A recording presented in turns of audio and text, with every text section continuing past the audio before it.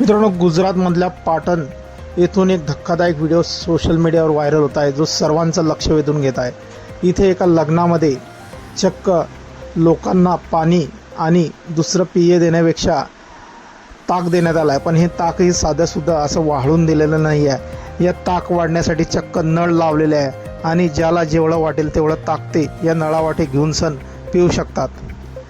येथील एका लग्नामध्ये पाहुणे मंडळीची सोय करण्यासाठी कोणतेही दुसरे ड्रिंक ठेवण्यापेक्षा लग्नातील मालकाने चक्क ताकाचा टँकर आणलेला आहे आणि ते टँकरला नळावाटे लोकांना सर्व करण्यासाठी ताक ठेवलेला आहे। ज्याला जेवढं लागेल तेवढं ताक तो त्या नळावाटे बाटलीत किंवा ग्लासामध्ये घेऊ शकतो आणि पिऊ शकतो।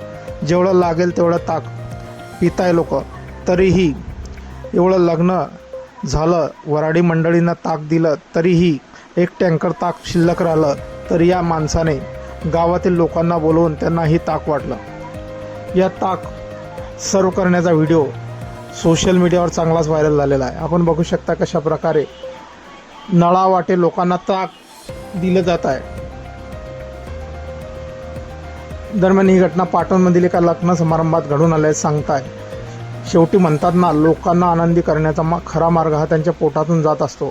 आज ही गोष्ट आपल्याला व्हिडिओतून खरी होताना दिसत आहे। या घटनेचा व्हिडिओ मिस्टर अली BRH नावाच्या इंस्टाग्राम अकाउंटने शेअर करण्यात आला असून व्हिडिओच्या कॅप्शनमध्ये लिहिलं आहे की लग्नात ताकाचा पाऊस पडला आहे, तरीही एक टँकर ताक शिल्लक राहिला आहे, म्हणून गावकऱ्यांना बोलवण्यात आला आहे।